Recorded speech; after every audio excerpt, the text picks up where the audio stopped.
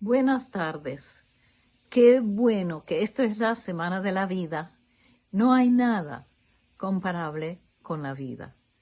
Donde hay vida hay alegría y donde hay muerte hay tristeza.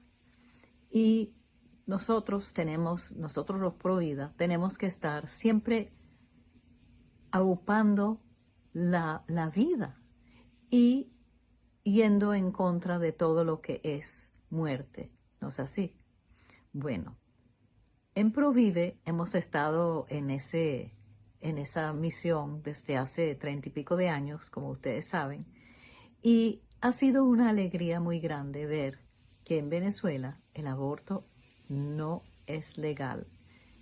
Venezuela es de los pocos países, y en América Latina hay varios países también, pero no son muchos en el mundo que están conservando el derecho a la vida. El derecho de la vida es, por supuesto, el primero de todos los derechos y es eh, lo que hace posible todo. Vemos vida por todos lados. Y cuando la idea primero la introdujeron aquí para legalizar el aborto, eso fue hace 37, 38, no, casi 40 años, en el 81, empezaron a querer pasar esa ley. Entonces nosotros, siguiendo a los obispos que se portaron muy bien y a la primera pudieron parar esa ley, pero enseguida empezaron otra vez en el 82 a introducir esa ley. Pero ya nosotros estábamos organizados y empezamos a invitar grandes científicos. El primer gran científico que invitamos fue el profesor Jérôme Lejeune, un francés que lo llamaban el padre de la citogenética. Él fue el que descubrió la causa genética del síndrome de Down. Y él era un gran protector de esos niños Down, que, si ustedes conocen a alguno, son los niños más cariñosos, inocentes, adorables, buenos, alegres. Jérôme Lejeune, por cierto, él tenía 3.000 pacientes Down y él conocía cada niño de eso por su nombre. Los quería muchísimo.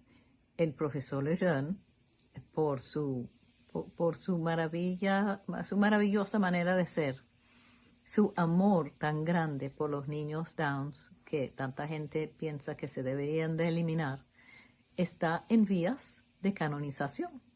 Ya es venerable y creo que están buscando que él haga un milagro para demostrar que es un santo ya en el cielo con Dios. Bueno, invitamos a Lejeune. Luego invitamos a un doctor judío, el nombre de Bernard Nathanson, que había sido el gran promotor de la legalización del aborto en Estados Unidos. Y era un gran abortista y tenía un hospital grandísimo en Nueva York para abortos. Y ese señor, cuando inventaron el ecosonograma, él le pareció muy interesante, empezó a estudiar la fetología. La visita del doctor Nathanson fue un batacazo. Estuvo en televisión, estuvo en la Federación Médica, estuvo en todas partes, en la universidad, y en todos los periódicos, porque él podía mostrar la humanidad del niño antes de nacer. Y sobre todo el niño de 3 meses de embarazo, que es cuando dicen, no, señora, eso es un puño de células, eso no es nada. Y él mostraba que eso era un niño que sentía dolor y cuando iban a tratar de abortarlo, abría la boca para gritar. Ese bebé tan chiquitico de solamente 10 semanas, pero ya con con su corazón latiendo y todo. Después invitamos otros grandes científicos, incluso vino a la invitación de Provive, Luc Montagnier, también un francés, que era el que descubrió el virus del SIDA. Eso fue famosísimo y todo el mundo lo quería ver. Y él, un hombre muy liberal, no era particularmente pro vida. Luego organizamos un gran congreso en el 85, un gran congreso que invitamos a estos científicos y muchos más, para demostrar que ser pro vida es la posición científica, es la posición biológica y es la posición, pues eso no es una cuestión de religión.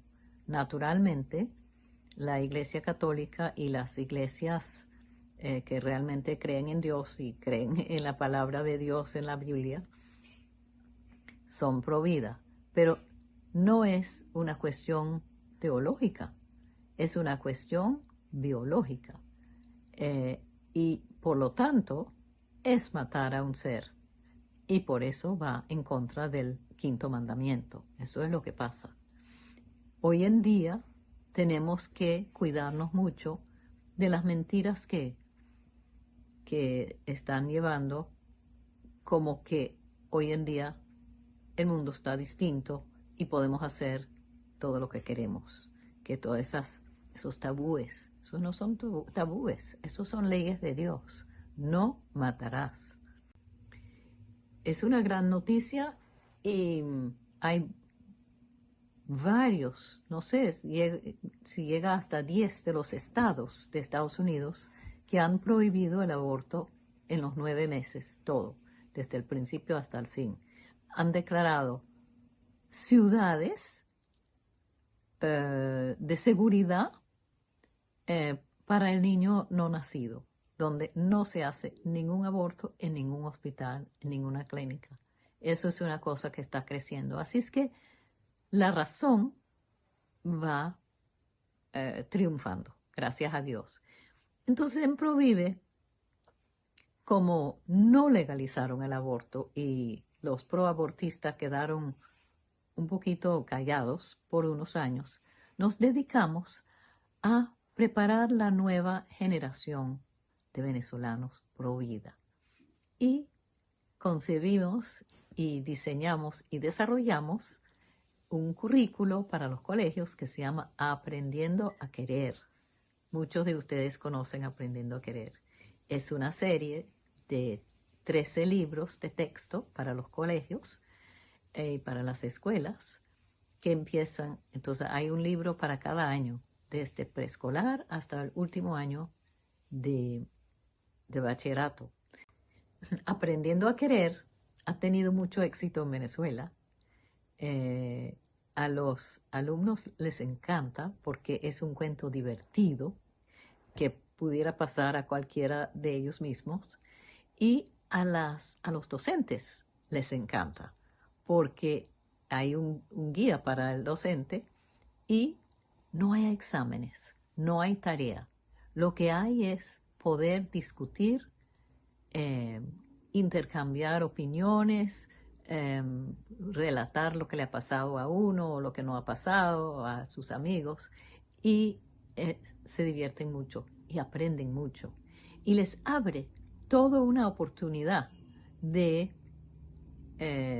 todo un mundo de posibilidades, y cómo tomar decisiones, cómo negociar con tu papá, cómo negociar con tu novio, cómo negociar para conseguir permisos y cosas del estilo. Así que aprenden muchas cosas.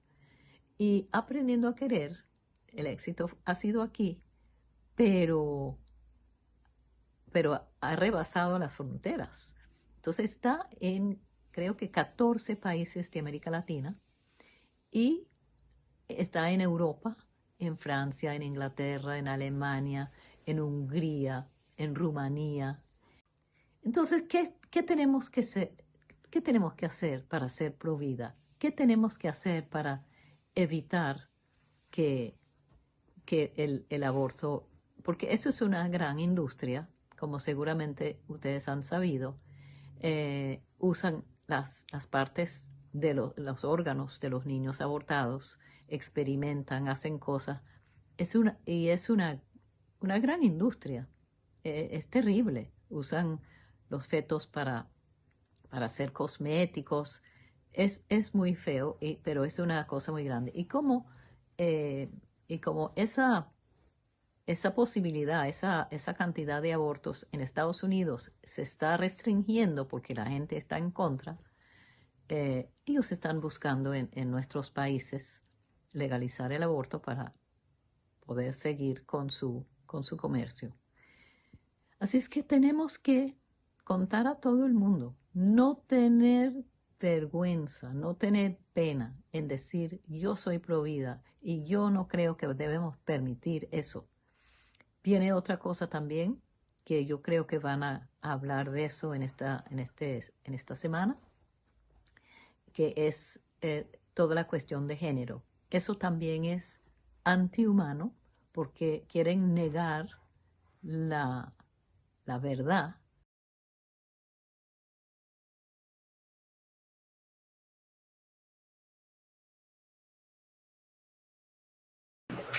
Quisiera contestar la pregunta muy buena de Simón Alvarado sobre qué podemos hacer para uh, neutralizar esta intentona. Bueno, creo que alzando la voz, porque la verdad es que los que están a favor del aborto son una minoría muy pequeña, pero muy locuaz. Hacen mucho ruido, buscan o pagan eh, eh, apoyo en sitios importantes y traen mucho dinero, pero son muy poquitos, mientras que los venezolanos somos muchísimos y tenemos todos que alzar la voz en las redes, en las maneras que uno tenga, en las redes, en los colegios, en las universidades, para que el gobierno sepa que eso no sería una cosa que quiere la mayoría de la gente y sobre todo debemos hablar las mujeres.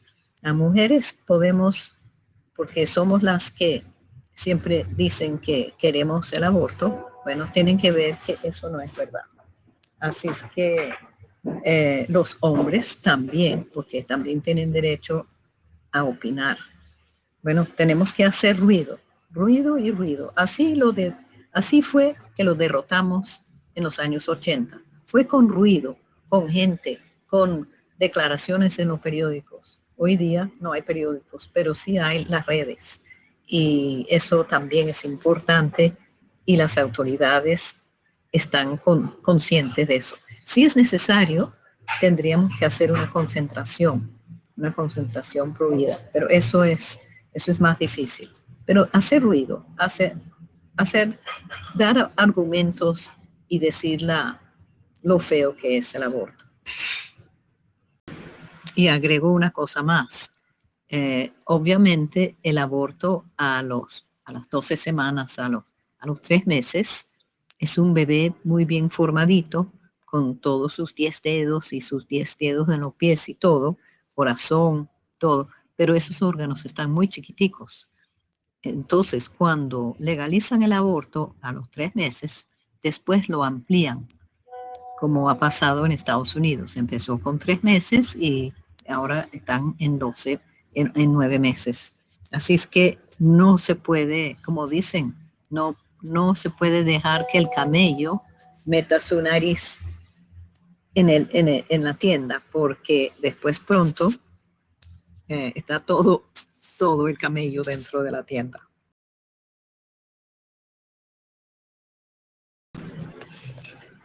No hay duda que estos argumentos pro aborto vienen de la IPPF, vienen de las agencias internacionales pro aborto, que son atados a la industria del aborto. El aborto es dinero, nadie hace un aborto por gratis.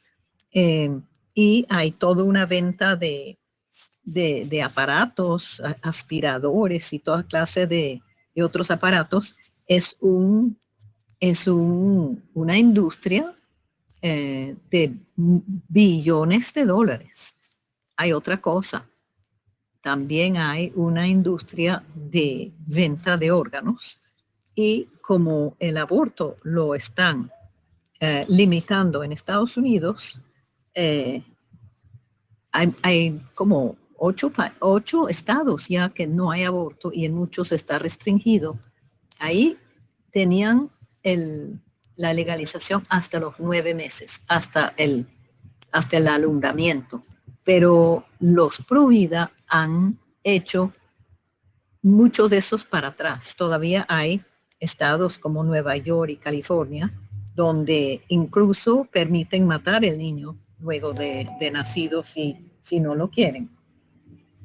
El presidente Biden dijo que él estaba a favor de eso. Es un escándalo.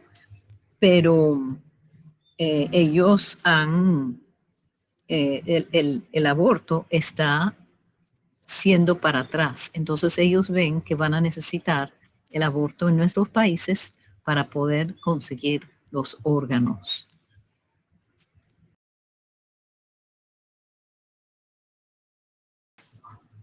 Un comentario aquí que nos llega, una afirmación contundente que traer vida es tener una responsabilidad plena. Concuerdo completamente en eso.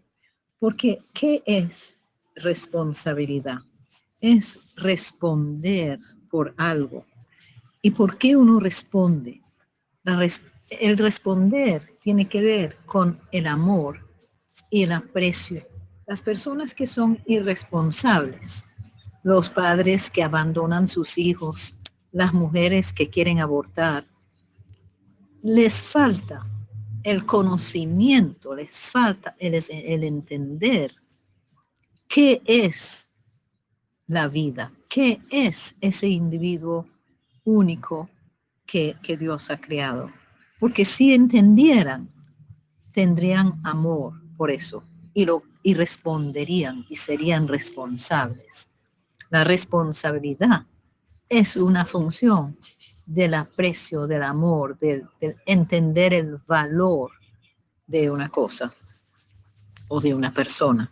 Así es que la falta de responsabilidad es una especie de ignorancia, es una especie de ceguera, de no entender la belleza o la importancia o el valor de lo que se está abandonando. Y por eso que aprendiendo a querer va enseñando a los niños desde los 5 o 6 años hasta el último año de bachillerato, creciendo con su capacidad de entender, enseñándoles el valor y la importancia de cada cosa en la vida del ser humano, cada cosa en la vida en familia, cada cosa en la vida de comunidad.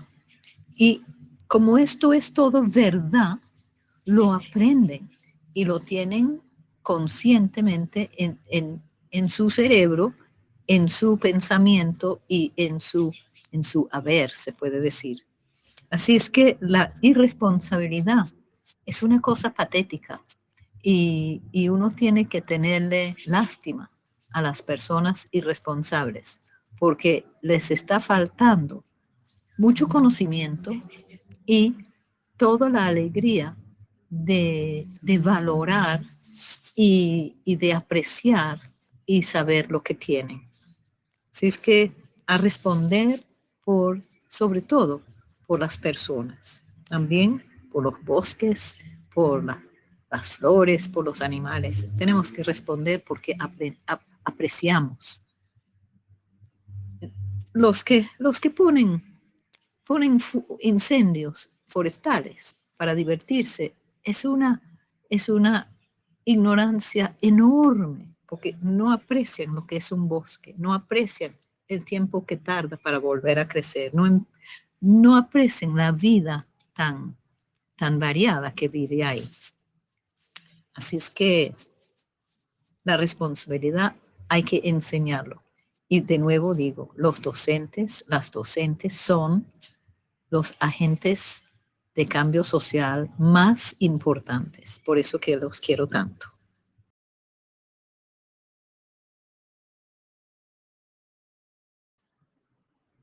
Es bueno que sepan que en el país vecino de Honduras acaban de meter en la Constitución la prohibición total de todas las formas y todas las razones de abortar. Eso es un triunfo y lo han hecho de una manera que va a ser casi imposible cambiarlo. Eso ahí tienen trabajando mucho tiempo una pareja que se llama Casco, Leonardo y Marta Casco, trabajando hace 25 años en combatir los intentos de la IPPF y de la USAID de legalizar el aborto. Y ahora lo tienen bien sólido. Creo que en el Perú también han logrado algo parecido. América Latina es donde la vida está más protegida y tenemos que felicitarlos, pero no podemos soltar de nada aquí porque los intereses son fuertes y van a seguir intentando. Tenemos que educar con aprendiendo a creer en el máximo número de escuelas y colegios y liceos posible y también organizar grupos en las universidades cuando abran otra vez, porque para que haya muchos jóvenes luchando por la vida. Un último comentario sobre el Jérôme Lejeune que me están pidiendo. Jérôme Lejeune, además de ser santo, era buen mozo, con pelo blanco, un bigote blanco, era un hombre muy elegante, pero tenía un sentido de humor increíble y era medio poeta, porque cuando hablaba, cuando daba conferencias, su forma de ilustrar verbalmente lo que estaba hablando era fascinante y era bellísimo. Cuando vino aquí, creo que dio algo como 7 conferencias. Claro que yo fui a todas y cada una era diferente y eran maneras de expresar la belleza de la vida, la belleza del niño antes de nacer, la belleza de los niños con Down. Él tenía una forma de escribir que era seductor totalmente. Uno lo escuchaba y no podía sino quedar convencido. Así es que además de santo, era un conferencista extraordinario. Y yo tuve el privilegio de hacerlo hablar delante de 3,000 personas en París. Y él me dijo que nunca había hablado con tanto. Y después otro día me dijo que ahora estaba tan famoso a raíz de esa conferencia que lo llamaban para acá y para allá y estaba viajando por toda Francia para hablar a veces a 20 personas, 30, 50. Le dijo, Jérôme, cuando te invitan, tú tienes que decir yo voy, pero solo por un mínimo de 200 personas. Se rió muchísimo. Lo vi después, me dijo, funciona, me invitan. Yo digo, mínimo 200 personas y siempre hay 200 o 300 personas. Se dan el trabajo de llamar a más gente y no dejarlo quedar en la intimidad. Así es que era un hombre de gran modestia, de gran humildad. Y bueno, su humildad era un poco demasiado porque la hacía sentir, lo cansaban mucho. Entonces, pero ya cuando había más gente, le valía el viaje. Claro, nunca cobraba. pero era un hombre de una humildad increíble. Bueno, eso son mis... Además, voy a decir, tiene 7 hijos, creo que 5 hijas y 2 varones, y, y bueno, muchísimos nietos, y todos lo adoran.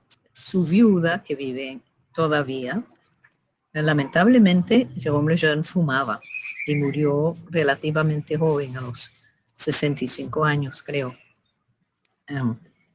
que era una pena, realmente una pérdida, pero él creció en una época donde no se sabía el peligro del vicio de fumar, pero su viuda siguió trabajando y Jérôme Lejeune desde el cielo creo que ha hecho más que en su vida mortal, porque la Fundación Jérôme Lejeune está ahora creciendo enormemente y dando becas por el mundo entero para los que están haciendo eh, estudios sobre cómo neutralizar el efecto de ese cromosoma de más.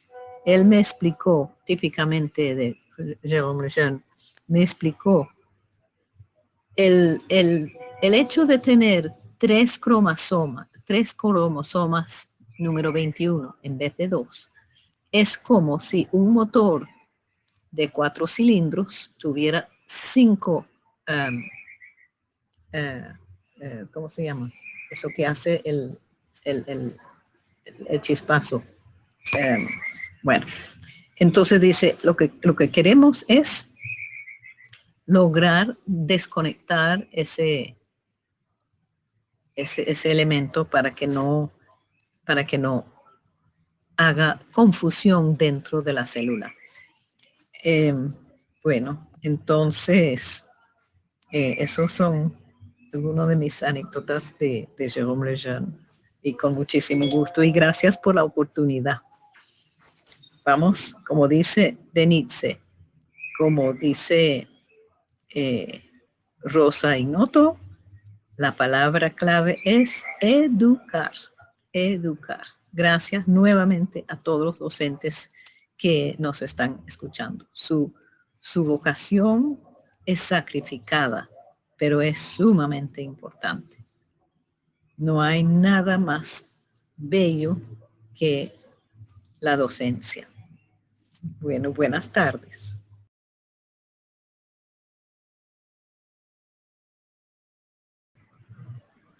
Esto es una pregunta que surge mucho y es casi una pregunta intelectual, porque lo primero que hay que eliminar es la violación. No se puede tolerar que haya hombres rudos y criminales que que forcen a una muchacha. También tenemos que educar y preparar a las muchachas para que cuiden su dignidad, su forma de vestir, a dónde van, no dejarse ir sola con gente que no conocen, no permitir que se acerquen tanto buscando se sabe qué. O sea, hay que eliminar la violación. Hay violadores que son criminales que buscan violar. Esos deberían estar todos en la cárcel. Pero vamos a decir, le pasó tal vez un familiar, alguien demasiado cercano, obliga a una muchacha o tal vez la persuaden y se encuentra en una situación a veces violada, a veces hasta incestuoso o interfamiliar. ¿Y qué hace? Bueno, la cosa es que ese ya es una vida inocente y tiene derecho a vivir.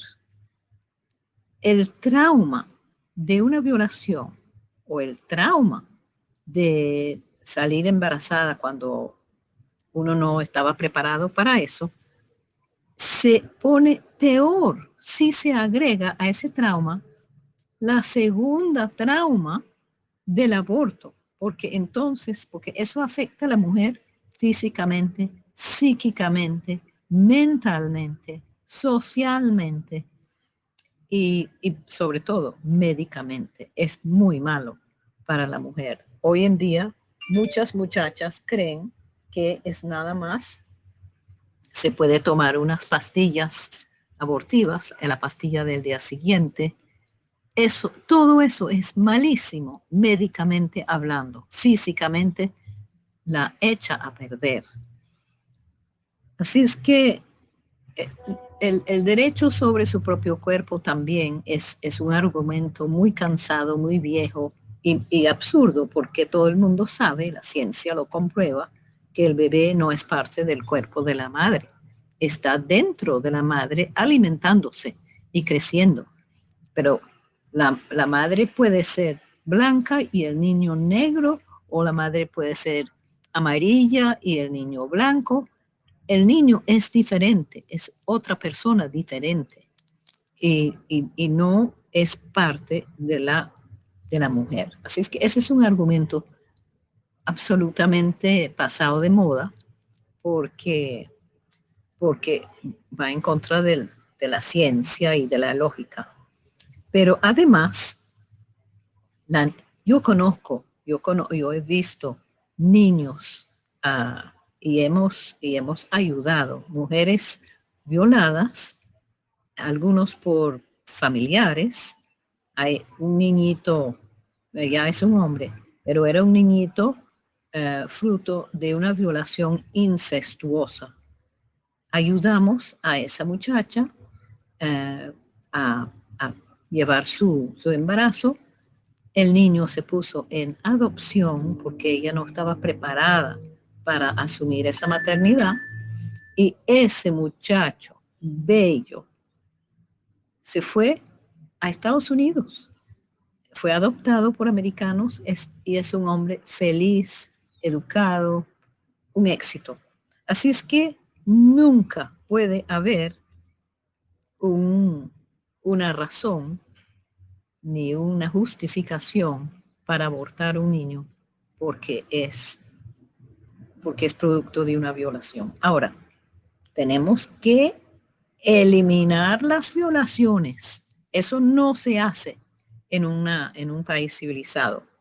No podemos permitir que eso sea una manera de divertirse de unos hombres enfermos mentales. Bueno, creo que contesté la pregunta.